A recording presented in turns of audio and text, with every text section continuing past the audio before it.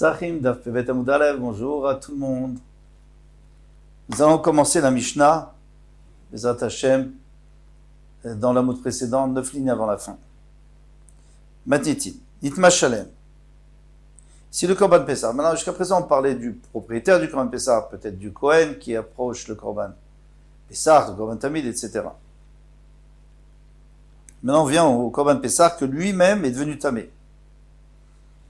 Entièrement. Au roubo, la majorité du korban, de la viande. Sorfim otolifna bira, on le brûle devant la bira. La bira, c'est le Beth Amikdash. C'est le palais. Donc devant le Beth Amikdash, on va le brûler. Pardon. Et pas à l'intérieur du Beth Amikdash. On va tout expliquer. Me'atzer amaracha, on va utiliser le bois de la maracha, le bois avec lequel on alimente les misbeach. Nitma miuto. Pourquoi on a le droit d'utiliser ce bois-là, puisque c'est en fait c'est notre problème, c'est notre korban qui est venu tamé. Tout ça on va voir dans la Gemara. Bezrat Hashem. Nitma miuto, maintenant si c'est la minorité qui est venue tamé, un notar. Ou alors si c'est resté plus que la nuit, le matin, il est notar, il est assour, il faut le brûler. Sorfim oto bechatzrotéen, alors il le brûle dans leur cour, chacun dans sa cour. Puisque le Korban Pessah, on peut le sortir du Beth Amikdash. Et d'ailleurs, on ne le brûle pas dans le Beth Amikdash parce que justement, on le mange dehors, donc c'est là où il faut le brûler. Ou al gagotem, ou sur leur toit, me'atse atzman, et à ce moment-là, ils vont utiliser leur bois. Il y a une différence si c'est le rov ou si c'est le miout, si c'est la majorité ou la minorité. Atzai kanim, et maintenant ceux qui sont mesquins, sorfim otolifna bira, eux on leur permet de brûler même si c'est tout le korban. Et on leur permet, normalement tout le korban, même si c'est la minorité du korban, que normalement ils devraient le faire chez eux, eh bien, on leur permet de faire devant la bira parce que ils sont mesquins et on a peur qu'ils le fassent pas du tout, qu'ils le jettent sans le brûler. Donc on les permet, Bishui les notes, parce que eux, ils préfèrent profiter du bois du Beth Amikdash plutôt que de payer de leur poche. Maïtama. La Gemara demande quelle est la raison. Ah ouais, mais en vérité, il y a un problème de Meïla ici. Si tu utilises le bois du Beth Amikdash pour brûler ton korban que tu as laissé trop longtemps ou que tu as rendu tamé, c'est ton problème. Pourquoi on a le droit d'utiliser, le korban qui était entier, on l'a dit, ou la majorité du korban qui est devenu tamé, on t'a permis de brûler avec les bois du Beth Amikdash, mais ça s'appelle du vol. Mais il a. Non. Rachid nous dit non, parce que le Bedin, quand il est urgent d'apporter du bois pour le Beth Amikdash, eh bien il fait un tnaï, il fait une condition que si on a besoin de ce bois pour ceux qui doivent brûler le korban, eh bien, on va leur permettre. Donc ça, on ne prend pas du Beth Amikdash. Maïtama, quelle est la raison? Alors, quelle est la raison pour laquelle on le brûle devant le Beth Amikdash quand il est entier ou majorité? Rabbi Yossi Bachania qui dit Vaïchan, pour leur faire honte. Tu n'as même pas fait attention à ton korban. Tout le monde va voir que tu vas le brûler. Tu ne peux pas le cacher chez toi, là, sur ton toit ou dans ton khatser. Nitma miuto, mais maintenant si c'est la minorité, alors qu'est-ce qu'on a dit? Chacun le fait chez lui. Et quoi? Et là-bas, c'est pas la peine de lui faire honte. Si c'est la minorité, ou alors si c'est le notar. Non, là-bas, c'est pas vraiment une grande négligence. Si c'est tout le korban, alors c'est une grosse négligence. Alors on veut te punir. Si c'est une minorité, un petit peu qui reste, alors ça, on n'a pas besoin de te punir, on n'a pas besoin de te faire honte. On l'a vu, on a appris ça plus haut dans une Mishnah, que si quelqu'un sort du Yerushalayim, il se souvient que dans ses mains il a du Basar Kodesh, ou bien alors il a décidé du Chametz à la maison, ça aussi on a vu. Imavar Tsofim, s'il a dépassé de Tsofim, Sorfo, Tsofim, c'est le dernier endroit duquel on peut voir le Beth Amikdash. Sorfo, Bimkomo, il le brûle à sa place, parce qu'on ne va pas l'obliger à revenir jusqu'au Beth Amikdash. Mais il me lave, et sinon, il n'a pas dépassé cet endroit, alors il revient. Tourne la page, Choser Vesorfo, Ifna Bira, il le brûle devant la Bira, Meatzea Maracha, des bois du Misbeach. Alors c'est une question, pourquoi? Parce que toi, tu m'as dit que s'il y a une minorité, tu dois le brûler dans ton jardin.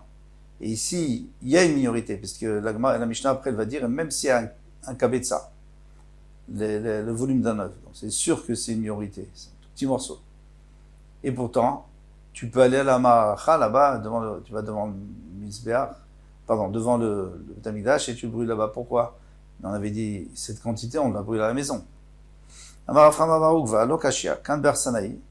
pas une question. Quand on a dit qu'il faut le brûler devant le Beth Amikdash, ça c'est Be'er Sanaï. C'est un invité.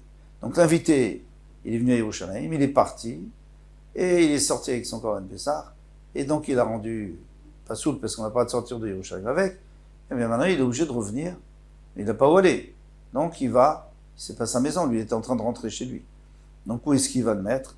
Eh bien il va utiliser les bois de Maracha. Mais dans notre Mishnah, on a dit que tu le fais dans ton jardin ou sur le toit, on parle d'un balabait, quelqu'un qui a une maison, alors il le fait, il n'a pas de raison qu'il le fasse au Beth Amikdash. Rafa Pamar Have Haber Sana et Rafa Baïdi, on peut même dire que tous les deux c'était des invités. Kanchir Zik Baderer. Là-bas, ce qu'on a vu avant, c'était qu'il était parti en voyage déjà. Alors, maintenant il va revenir. Et on va l'embêter d'aller chercher du bois. Déjà, il est revenu. Alors vas-y, brûle là où, devant le Beth Amikdash, et c'est tout. Kan Shelo Zik Baderer. Mais dans notre Mishnah, on parle qu'il n'est pas parti en voyage. Alors, tu n'es pas parti en voyage, maintenant tu as qu'à trouver du bois et brûler. Même si tu es un invité, tu peux trouver du bois, tu peux acheter du bois et brûler. Rav Zidi Amar Leolam, qui démarre des Meikar. Rav Zidi préfère le premier pshat. Kan Bersane, Kan Belabait. Ve'afalgav Delo Zik Baderer. Et même s'il n'était pas allé en chemin, Arsanaï qui vient d'élitler, le Arsanaï, c'est-à-dire l'invité, puisqu'il n'a pas de maison, il n'a pas de bois, il n'a rien, il est de passage. Mais il n'est pas parti en voyage, même s'il n'est pas parti en voyage. Asou, Ketsaïkrani, on l'a considéré comme un mesquin. Pourquoi? Parce que quelle était la raison des mesquins? C'est que si on ne les laisse pas prendre ce bois du Misbeach, eh bien ils vont pas le faire, ils vont pas le faire brûler. Mais lui, c'est la même chose. Il n'a pas de maison, il va pas le faire, il va le jeter à la poubelle, il va partir. Ditnan, comme on a vu à Tsaïkanin, sur le Trimontan, il fait la bira. Eux aussi, ils le brûlent devant la bira. Bichui les notes, mais à Tsaïmar. Pour profiter des bois de la maracha sans avoir besoin de dépenser un sou. Tanoura Banan. Non, mais nous enseignons où les sorfo bechatzroten, ou meatzea maracha. Maintenant, quelqu'un qui voudrait brûler, il a un petit morceau de Pessah et tout, il doit le brûler chez lui, c'est prévu, mais il veut utiliser des bois de la maracha, les bois du Beth Amikdash, parce que c'est un mesquin. En shomil, on l'écoute pas. L'ifna bira, ou le contraire, il veut le brûler devant le Beth Amikdash, mais il est prêt à amener son bois à lui. Bah, tant mieux. Non, en shomil, on l'écoute pas. Bishlama meatzea maracha. Moi, je comprends que s'il prend du bois pour aller dans son jardin, on n'écoute pas Dilma Paishan Minayu. Peut-être qu'il va leur rester du bois. Il va tous les tatakala et il va utiliser pour autre chose. Alors là, c'est de la meila, c'est du gezel, c'est du vol. Parce qu'on t'a permis juste, parce que tu es mesquin, alors on t'a permis de prendre le Bédine, il a autorisé, il a fait un tna, il a fait une condition qu'on peut prendre. Mais après tout ce qui reste, tu dois l'apporter. Et généralement, quand tu prends du bois, tu prends toujours un peu plus, parce que tu ne vas pas revenir 10 fois pour brûler ton korban. Et là, mais la deuxième partie que tu nous as dit, que devant le Beth Amikdash, mais avec ses bois à lui, pourquoi pas, Maïtamalo, au contraire. C'est mieux, tu prends ton bois, tu es gentil, tu prends pas du Beth Amikdash. Alors, Yosef Amar, Shelo Levayesh et Mishelo, c'est pour pas faire honte à celui qui n'en a pas de bois. S'il y a un pauvre qui n'a pas de bois, qu'est-ce qu'il va faire? Alors si tout le monde amène son bois et lui, il n'apporte pas de bois, il prend de la maracha, il va avoir honte. vous allez dire, oui, mais de toute façon, toute l'histoire, elle a commencé parce qu'on voulait lui faire honte, parce qu'il n'a pas fait attention. Non. Ça, oui. D'accord. Quand tu as fait une négligence, les gens, ils ont qu'à voir que tu as fait une négligence, comme ça, la prochaine fois, tu ne feras pas une négligence. Mais pourquoi lui faire honte parce qu'il est pauvre? Qu'est-ce qu'il y a? De toute façon, il ne peut pas changer, il ne va pas devenir riche, parce que tu vas lui faire honte. Au contraire, on n'a pas le droit de faire ça. Rava Amar Mipnei Arshad. Rava lui donne une autre raison. Ici, pour une autre raison. Mipnei Arshad, c'est parce que si tu apportes ton bois, maintenant, s'il en reste, tu vas le reprendre à la maison. Les gens, ils vont croire que tu voles le Beth Amikdash. Quelle est la différence si tu me dis que c'est pour pas faire honte à ceux qui n'ont pas, ou si tu me dis que c'est parce que Arshad, parce que les gens ils vont le soupçonner. Il y a une différence. Et s'il a porté des roseaux, ou alors des branches de palmier sec, alors là, il a le droit. D'après celui qui dit que c'est un problème de Rshad, que les gens ils vont le soupçonner de prendre, de toute façon, ça, le Beth Amikdash n'utilise pas ce genre de bois parce que ça brûle pas longtemps. Ça s'éteint très rapidement. Ils ont des grosses bûches. Ils ont des bûches en tout cas. Alors là, il aurait le droit. Mais d'après celui qui dit que ça va faire honte aux pauvres, alors il n'aurait pas le droit non plus parce que lui, il va apporter. Les pauvres, ils seront obligés de prendre du Beth Amikdash. Dès lors, chazé des maracha parce que ça ne convient pas au Beth Amikdash. C'est roseau. Dans la table, on enseigne là-bas Rosh Hamahamad Ayama Amid et Tatmeim al Shara Mizrach. Alors, on sait que toutes les semaines, il y a une autre mishma, il y a une autre garde de Kohanim qui viennent travailler. Maintenant, parfois, il y en a qui sont Tmeim, pour une raison X. Alors, Rosh Hamahamad, qui est le Rosh Hamahamad? C'était le dirigeant du Mahamad. Alors, c'est le Mahamad, c'est quoi? C'est que comme tous les ministres ont une obligation d'assister au Korban, puisque le Korban Tamid, qu'on apporte tous les jours, c'est un Korban qui est payé par tout l'Israël. On donne de l'argent, chacun donne le Chatzit HaShekel, et avec ça, on achète des korbanot de toute l'année. Donc chacun participe, mais il est écrit que l'homme doit être là, il doit assister à son korban dans la Torah. Alors qu'est-ce qu'on fait? Il y a des délégués. Il y a des délégués, des Kohanim, les Lévim et des Israélim qui sont là. Alors les Kohanim font la Avoda, les Lévim aussi. Et les Israélim, ils prient. Ça s'appelle Anshe Mahamad. Maintenant, le chef de cet Anshe Mahamad, il prend les Kohanim qui sont Tmeim. Il va m'amener d'être Tmeim al Shara Mizrach, à la porte du Mizrach. Maïtama, pourquoi? Il les montre à tout le monde. Amar Yosef, qui est les Vaishan, pour leur faire honte. Pourquoi tu es devenu Tamé? Et avant, tu ne peux plus faire la Avoda. Bravo. Avamar Mifnei Arshad. Rava, il dit, mais non. Mifnei Arshad, parce que les gens vont les soupçonner. Si les gens ne les voient pas faire de la Avoda, ils savent pas ce qu'ils sont Tmeim. Qu'est-ce qu'ils pensent, les gens? C'est qu'ils veulent pas, ils ont leur travail, ils ont leur business, et leur travail de tous les jours, et ils sont pas d'accord de perdre un peu de l'argent pour venir travailler au Beth Amikdash. Alors on va les prendre pour des mesquins. Donc c'est pour ça qu'il est présent, c'est pas pour leur faire honte. Maï Benaou qui a la différence, c'est qu'à Benaou Mefanke. Si par exemple il y a des Kohanim qui sont Mefanke, c'est-à-dire des Kohanim qui travaillent jamais, ils n'ont pas de travail. Ils sont riches, ils n'ont pas besoin de travailler. Des rentiers, ils sont des rentiers. Alors si tu me dis que c'est à cause du Rshad, si tu me dis que c'est à cause qu'on va les soupçonner, on ne va pas les soupçonner. Parce que de toute façon, ils sont rentiers, donc il n'y a pas de raison. Mistama qu'ils sont Tmeim, les gens vont comprendre et il n'y aura pas de problème. Mais si tu me dis que c'est pour leur faire honte, alors oui, pour leur faire honte qu'ils n'ont pas fait attention de ne pas devenir tamé. Ah, et si vous me dites, mais il y a des toumotes qui ne dépendent pas de nous. Hein, quelqu'un qui dort et on l'a touché, et une autre personne qui est tamée l'a touché, qu'est-ce que vous voulez qu'il fasse? Il ne peut pas dormir dans une prison, dans un endroit fermé, blindé, pour pas qu'on vienne le toucher. Eh bien non. Parce que finalement, s'il avait mérité, eh bien Hachem l'aurait protégé de la Touma, s'il avait mérité. C'est-à-dire qu'il n'a pas mérité. Inami, ou alors par exemple des Kagadil, Shirshura, par exemple, les gens qui ont un travail, c'est quoi leur travail? C'est de faire des cordes. C'est vraiment très très mal payé. Alors lui, les gens ne vont pas soupçonner qu'il n'est pas venu au Beth Amikdash. De toute façon, pour ce qu'il gagne, il préfère venir au Beth Amikdash. Donc lui, il faut la deuxième raison. Mais si on n'a pas la deuxième raison, eh bien, il aurait le droit, on n'aurait pas besoin de le mettre devant tout le monde. Matiti, nouvelle Mishnah. Un Pessar qui est sorti de Yerushalayim, puisque sa place, là où on a le droit de le manger, c'est dans Yerushalayim, s'il est sorti, au Shinitma, où il est devenu tamé, il s'arrive miyad, il faut le brûler tout de suite. Le 14 déjà. Mais où Abéali, mais si c'est les propriétaires qui se sont rendus tamés, au Shemetou, qui sont morts, donc maintenant, le korban est cachère, mais on peut rien faire avec. Donc, Touvar Tsouratou, il faut attendre qu'il ait passé la date limite d'utilisation, c'est-à-dire le lendemain matin. Et le lendemain matin, il se trouve que c'est Pessah, donc on ne peut pas le brûler. Mais il s'arrête Veshisha, il faudra le brûler le 16, c'est-à-dire à Chol HaMoed, le premier jour de Chol HaMoed. Et si c'est Shabbat, alors le 17. Rabbi Yochanan ben Beroka Omer, Avze Yisaref Miyad. Rabbi Yochanan ben dit, mais non, même le korban qui était caché, mais qui a plus personne pour le manger parce qu'ils sont devenus féim ou parce qu'ils sont morts, et bien il faut le brûler tout de suite, les fiches l'orchim, parce que maintenant il ne vaut plus rien. Alors c'est quoi la marloquette?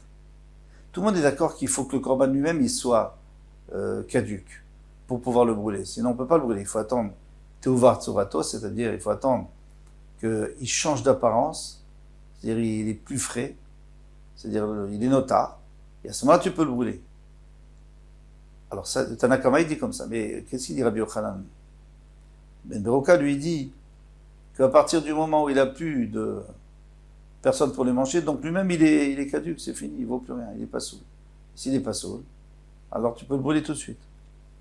Bishlama Tamé, je comprends que Tamé Ktiv, c'est écrit dans la Torah, que s'il est Tamé, il faut le brûler. La chair, la viande qui touchera n'importe quel tamé, elle ne sera pas mangée, il faut la brûler. D'accord. Et là, Yotzeminal, mais d'où sait-on que s'il sort de Yerushalayim, de son endroit, là où il devrait être mangé, d'où on sait? Dirtiv. Et si c'est un korban khatat, par exemple, il ne doit pas sortir de la Hazara. Même dans Yerushalayim, on a le droit de le manger, un korban khatat. Parce les kodshim kalim, comme par exemple le shlamim et le pesach, ça oui, c'est dans tout Yerushalayim. Mais les kodshim kodashim, ceux qui sont très saints, par exemple, le khatat, le hacham, ceux-là, on ne les sort pas de la Hazara. Si on les sort, eh bien, il faut les brûler. Minan d'où c'est-on dirtiv, hen lo uvaet dama la kodesh pnima. Alors, ça c'est l'histoire malheureuse qui est arrivée lorsque Nadav et Avihu sont niftarim. C'était le 8e jour de Chanukah HaMizbeach, l'inauguration du Mizbeach. Et maintenant, du Havaya de Betami du Mishkan. Et maintenant, Aaron et ses enfants, ils ont apporté le Seir de Rosh Chodesh, Khatat du Rosh Chodesh, et ils l'ont pas mangé, ils l'ont brûlé. Pourquoi ils l'ont brûlé? Et ça, c'est la grosse histoire entre Moshe Rabbeinu et Aaron HaKohen. Moshe Rabbeinu n'est pas content. Il dit, pourquoi vous ne voulez pas manger? Pourquoi vous voulez brûler? Amar, alors qu'est-ce qu'il dit? Hen lo uvaet dama la kodesh pnima. Il dit, peut-être que le sang, vous l'avez fait rentrer dans le Echal. C'est-à-dire, c'est l'endroit qui ne lui convient pas, parce que lui, il est dans la Hazara. Mais on ne fait pas rentrer le sang dans l'Echal. Si tu fais rentrer le sang dans l'Echal, c'est-à-dire qu'il est sorti de l'endroit où il doit être. Et s'il est sorti de l'endroit où il doit être, donc il est pas soul. Amarlo, Moshe et Aaron, Moshe Rabbeinu a dit Aaron, Madouel lo chatem et khatat, pourquoi vous n'avez pas mangé ce khatat de Rosh Chodesh? Shema nichnas dama lifni velifnim. Peut-être que son sang est rentré à l'intérieur. Alors ici, lifni velifnim, normalement, c'est le Kodesh HaKodashim. Alors il n'y a aucune raison que le sang rentre dans le Kodesh HaKodashim. C'est pour ça que Rashi, dans plusieurs endroits, il fait une girsa, pas lifnai velifnim, mais il fait la girsa lifnim, à l'intérieur du Echal. Amarlo, il lui a dit, il lave, non? Et Aaron lui a dit, non, le sang, on l'a pas rentré là-bas. Amarlo, il lui a dit, Shema chutz limchitsata yasta. Alors peut-être que c'est en dehors de la mechitza, c'est-à-dire en dehors des poteaux de la clôture du Mishkan. Amarlo, lave, non, pas Kodesh Haïta, il est resté dans le Kodesh.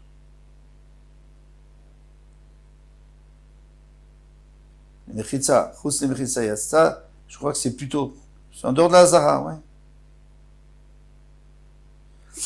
Amarlo, le Kodesh Haïta. Amarlo, il a dit, Ibe Kodesh Haïta, si elle était dans le Kodesh, Ven lo uvaet dama et la Kodesh pnima.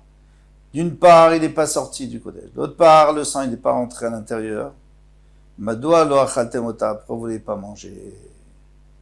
Mais que là, j'en déduis des inafka, que s'il est sorti, nami yayil, dama lefnim, ou alors au contraire, s'il est rentré, c'est-à-dire qu'en fait, il n'est plus dans son endroit où il doit être, eh bien, Mikla de Inafka, Hein, Batsrefaï, il faut le brûler. Bishlama, Nitma, ça va bien, Nitma, si devenu tamé, Galerachma, Bekodashim. Kalim, la Torah nous a dévoilé, on va s'arrêter là. On va s'arrêter là pour demain, Bezrat Hashem. Kol Tov.